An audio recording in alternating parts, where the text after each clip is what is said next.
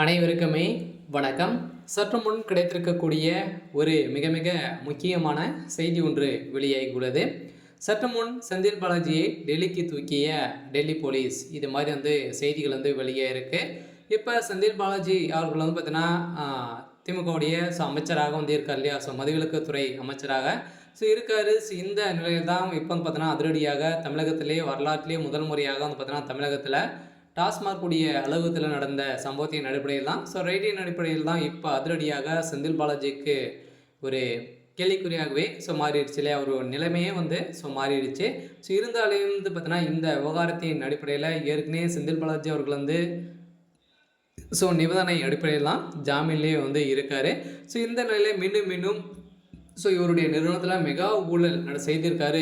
குறைந்தபட்சமே 1000 கோடிக்கு மேலே மெகா ஊழல் நடந்திருக்கு அப்படின்ற மாதிரி அமலாக்கத்துறை அதிரடியாக ஆதாரத்தோடு வெளியிட்டிருக்காங்க. இருந்தாலுமே எந்த ஒரு நடவடிக்கையுமே எடுக்காத இருக்கக்கூடிய நிலை தான் இப்போ அனைத்து கட்சிகளும் பார்த்தீங்கன்னா போராட்டத்தில் இறங்கியிருக்காங்க. இப்போ பெருமூச்சு விட்டிருந்த நிலையில் செந்தில் பாலாஜிக்கு மீண்டும் இந்த டாஸ்மாக் கூடிய விவகாரத்தில் இடிக்கு பார்த்தீங்கன்னா சென்னை ஹைகோர்ட் அதிரடியாக உத்தரவு போட இருக்காங்க.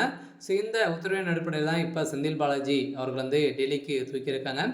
இதை பற்றி இந்த வீடியோவில் நம்ம முழுமையாக பார்க்கலாம். அதுக்கு முன்னாடி நம்ம சேனலுக்கு இப்போ தான் நீங்கள் முதல் முறையாக வந்திருக்கீங்க அப்படின்னா மறக்காமல் நம்மளுடைய சேனலை சப்ஸ்கிரைப் பண்ணி சப்போர்ட் பண்ணுங்கள். வாங்க வீடியோக்குள்ளே போகலாம். பார்த்தீங்கன்னா செந்தில் பாலாஜி அவர்கள் ஏற்கனவே சட்டத்துக்கு விரோதமான பணப்பரிமாற்ற வழக்கில் சிக்கி அவர் ஒரு மிகப்பெரிய சிக்கல் தான் வந்திருந்தாலுமே இப்போ செந்தில் பாலாஜி அவர்கள் பார்த்தீங்கன்னா இது வரைக்குமே 40,000 கோடிக்கு மேலே மெகா ஊழல் தெரியாமே நடந்திருக்கு. இது பார்த்தீங்கன்னா தெரிஞ்ச அமலாக்கத்துறைக்கு தெரிஞ்ச 1000 கோடிக்கு மேலே இதில் மெகா ஊழல் நடந்திருக்கு அப்படின்ற மாதிரி தான் நாடகம் ஆடி இருக்கக்கூடிய நிலையில் திமுகவுடைய அரசு மீது இப்போ பார்த்தீங்கன்னா எதிர்ப்புகள் விழுந்திருக்கு.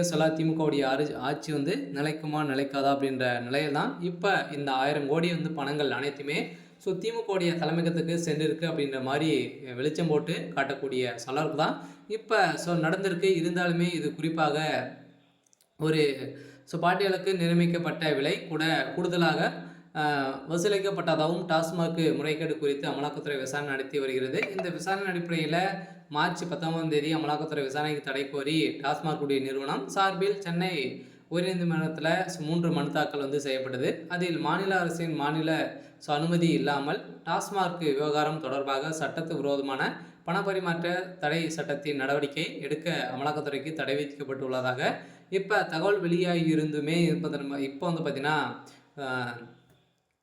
டெல்லியில் இருக்கக்கூடிய அமலாக்கத்துறை பார்த்தீங்கன்னா அதிரடியாக தமிழகத்தில் களத்தில் இறங்கி இப்போ பார்த்தீங்கன்னா ஒன்று விடாமல் தேடி வந்திருக்கக்கூடிய நிலையில் தான் அடுத்ததாக திமுகவுடைய கோபாலபுரத்தை குடும்பத்தை ஒட்டுமொத்தமாக ஒழிக்கக்கூடிய சூழ்நிலைக்கு தான் இப்போ தள்ளப்பட்டிருக்கு. இருந்தாலும் என்ன நடக்க போகுது அப்படின்றத வெயிட் பண்ணி பார்க்கலாம். இது மாதிரி செய்திகளை தெரிஞ்சுக்கணும் அப்படின்னா மறக்காமல் நம்மளுடைய சேனலை சப்ஸ்கிரைப் பண்ணி சப்போர்ட் பண்ணுங்கள். தேங்க்யூ.